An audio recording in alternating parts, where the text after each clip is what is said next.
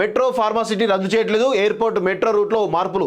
CM అధ్యక్షతన state advisory council సభ్యులుగా Haragopal, Nageshwar, RSP. Sankranti లోపు నామినేటెడ్ పోస్టుల భర్తీ, స్టేట్ గెస్ట్ హౌస్ గా ప్రజాభవన్. మీడియాతో చిట్చాట్లో సీఎం రేవంత్ రెడ్డి అంటూ ఒకరిని చూస్తున్నాం కదా. వివిధ విభాగాలకు సలహాలు సూచనలు ఇచ్చేందుకు విద్యార్థికులతో స్టేట్ అడ్వైజరీ కౌన్సిల్ను ఏర్పాటు చేయాలని ముఖ్యమంత్రి రేవంత్ రెడ్డి నిర్ణయం తీసుకున్నారు. ముఖ్యమంత్రి చైర్మన్గా ఉండే ఈ విభాగంలో ప్రొఫెసర్లు హరగోపాల్, నాగేశ్వర్ లాంటి విద్యావంతులతో పాటు ఐపీఎస్ రిటైర్డ్ అధికారి RS Praveen Kumar, retired is అధికారి ఆకునూరు మురళి తదితరుల సభ్యులుగా నియమించాలని భావిస్తున్నారు. యూపీఏ హయాంలో కాంగ్రెస్ అధినేత్రి సోనియా గాంధీ నేషనల్ అడ్వైజరీ కౌన్సిల్కు చైర్పర్సన్గా వ్యవహరించారు. సో ఇప్పుడు రాష్ట్ర స్థాయిలో సీఎం వ్యవహరించేలా అలాంటి యంత్రాంగం త్వరలో ఉనికిలోకి రానున్నది. సచివాలయంలో సోమవారం కొద్దిమంది మీడియా ప్రతినిధులతో చర్చల సందర్భంగా పరిపాలనకు సంబంధించిన పలు అంశాలను ప్రస్తావించారు. స్కిల్ డెవలప్మెంట్ సెంటర్ జిల్లాకు స్కిల్ యూనివర్సిటీని నెలకొల్పనున్న నేపథ్యంలో ప్రజాభవన్ వెనుక ఉన్న ఖాళీ స్థలంలో స్కిల్ డెవలప్మెంట్ సెంటర్ను ఏర్పాటు చేయడానికి ప్రభుత్వం సన్నాహాలు చేస్తుంది. అమలు క్రమంలో వివిధ శాఖల ఎస్సీ, ఎస్టీ, బీసీ, మైనారిటీ సంక్షేమ విభాగాల కార్యదర్శులు సమన్వయం కోసం విడిగా ఒక కమిటీ ఏర్పాటు కానున్నది.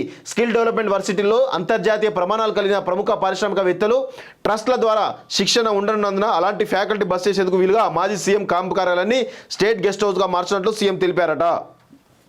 యాంటీ నార్కోటిక్ మత్తు పదార్థాలు, మాదక ద్రవ్యాల నియంత్రణ కోసం anti drugs Telangana anti narcotics bureau వింగ్ను సమర్థవంతంగా పరిచయించాలని రాష్ట్ర ప్రభుత్వం భావిస్తుంది. ఆంధ్ర, ఒడిశా బార్డర్ నుంచి గంజాయి ఎక్కువగా వస్తుండటంతో అక్కడ ఇన్ఫార్మర్ నెట్వర్క్ రూపొందించడంపై ఫోకస్ పెడుతున్నట్లు సీఎం తెలిపారు. గతంలో నక్సలైట్ల కదలికలను పసిగట్టడానికి ఏర్పాటు చేసుకున్న నెట్వర్క్ తరహాలోనే ఇది పనిచేయనున్నది. 75కు పైగా కార్పొరేషన్లకు నామినేట్ పోస్టులు సంక్రాంతి పండుగలకు భర్తీ చేయనున్నారంటూ ఒకరు ఇస్తాం. ప్రతి 100 పడకల ఆసుపత్రికి ఒక నర్సింగ్ కళాశాలట. 100 రోజుల్లో జర్నలిస్టుల సమస్యలకు పరిష్కారం. మెట్రో ఫార్మాసిటీ రద్దు కాలేట. గత ప్రభుత్వంలో మెట్రో రైలు సిస్టమ్ కానీ ఫార్మాసిటీ కానీ ఇప్పుడు రద్దు చేయడం లేదు. ప్రజల విస్తృత ప్రయోజనాల దృష్టిలో పెట్టుకొని ఎయిర్పోర్ట్ మెట్రో రూట్ను తగిన మార్పును స్ట్రీమ్ లైన్ చేస్తున్నట్లు సీఎం రేవంత్ వివరించారు. ప్రస్తుతం గచ్చిబౌలి నుంచి ఎయిర్పోర్ట్ వరకు మెట్రో లైన్ డిజైన్ అయిందని, కానీ ఆ మార్గంలో ప్రయాణికులు తక్కువే ఉంటారని గుర్తు చేసిన సీఎం రేవంత్ కొత్తగా ప్రతిపాదించే లైన్స్ కారణంగా దూరం తగ్గుతున్నారు. ఫార్మాసిటీని అంచెలంచెలుగా విస్తరింపజేస్తామని, ప్రస్తుతం ఉన్న ఔటర్ రింగ్ రోడ్డుకు కొత్తగా వచ్చే రీజనల్ రింగ్ రోడ్డుకు మధ్య ఉంటుందన్నారు. అక్కడ క్లస్టర్లను కూడా ఏర్పాటు చేస్తామని, జీరో కాలుష్యంతో ఈ క్లస్టర్లు పనిచేస్తాయన్నారు. ఈ పరిశ్రమలో పనిచేసేవారు సిటీలోకి వచ్చే అవసరం లేకుండా వారికి అక్కడే గృహవసతి ఉండేలా ప్రభుత్వం ఏర్పాట్లు చేస్తున్నారు. సో ఇక్కడ మెట్రో అండ్ ఫార్మాసిటీ రద్దు కాలేదు, కానీ ఇక్కడ మెట్రోలో అలైన్మెంట్ ఏదైతే ఉందో దాని డిజైన్ మారుస్తున్నట్టు తెలుస్తూ ఉంది.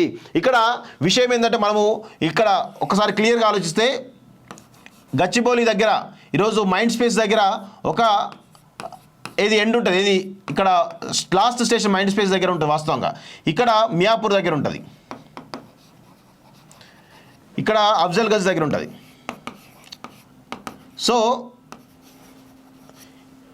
ఇక్కడ నుంచి మైండ్ స్పేస్ నుంచి గచ్చిబౌలి వరకు మెట్రోని ఎక్స్టెండ్ చేస్తున్నారు. వాస్తవంగా ఇది మంచి పరిణామం అని చెప్పొచ్చు. వాస్తవంగా మియాపూర్ నుంచి ఆర్సీపురం, అంటే ఏది గచ్చిబౌలి పటాన్చేరు మధ్యలో ఆర్సీపురం ఉంటుంది కదా, అక్కడి వరకు ఈ మెట్రోని ఎక్స్టెండ్ చేస్తూ తెలుస్తుంది. ఇదే అఫ్జల్ గంజ్ నుంచి ఈరోజు ఎయిర్పోర్ట్ వరకు ఇది ఎక్స్టెండ్ చేస్తున్నట్టు రేవంత్ రెడ్డి నిన్న క్లియర్గా చెప్పడం జరిగింది. వాస్తవంగా వీళ్ళు ఏం చేశారు, మైండ్ స్పేస్ నుంచి గచ్చిబౌలి మీదుగా ఈరోజు శంషాబాద్కు ఈరోజు ఎయిర్పోర్ట్కు పెద్ద ఎత్తున ఓఆర్ఆర్ మీదుగా ఈరోజు మెట్రోను ఎక్స్టెండ్ చేయాలని చెప్పేసి అన్నారు.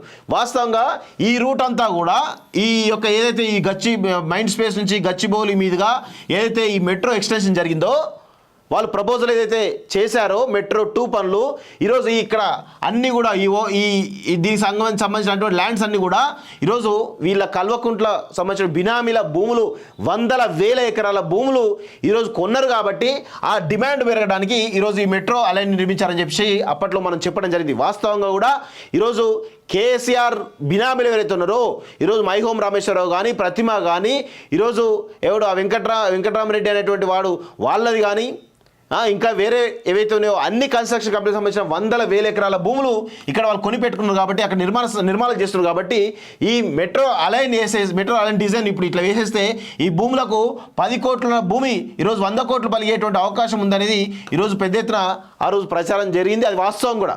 సో దాన్ని అప్పుడు మాలాంటి వాళ్ళం ఖండించడం, కేటీఆర్ గుర్తుపెట్టుకో, ఇలాంటి వాళ్ళం మేము ఇలాంటి పనికిమాల డిజైన్లు మేము తిరస్కరించడం, ఇలాంటి వాటి మంచి పద్ధతి కాదని చెప్పేసి చెప్పినాం, ప్రజలకు వివరించడం తప్ప మేమేం అబద్ధాలు ప్రచారం చేయలేదు. కానీ ఈరోజు సామాన్యులకు ఉపయోగపడేటువంటి మెట్రోను ఈరోజు రేవంత్ రెడ్డి తీసుకొస్తుంది. దానిలో మనం అభినందించాలి. వాస్తవంగా ఈరోజు మైండ్ స్పేస్ వరకే ఉన్నటువంటి మెట్రోను ఈరోజు గచ్చిబౌలి వరకు తీసుకెళ్ళిండు. అక్కడ ఇది మధ్యతరగతి వాళ్ళు ఎవరైతే ఉన్నారో సాఫ్ట్వేర్ సంబంధించిన వాళ్ళు ఎవరైతే ఉన్నారో ఇది బాగా యూజ్ అయ్యేటువంటి లైన్ వాస్తవంగా.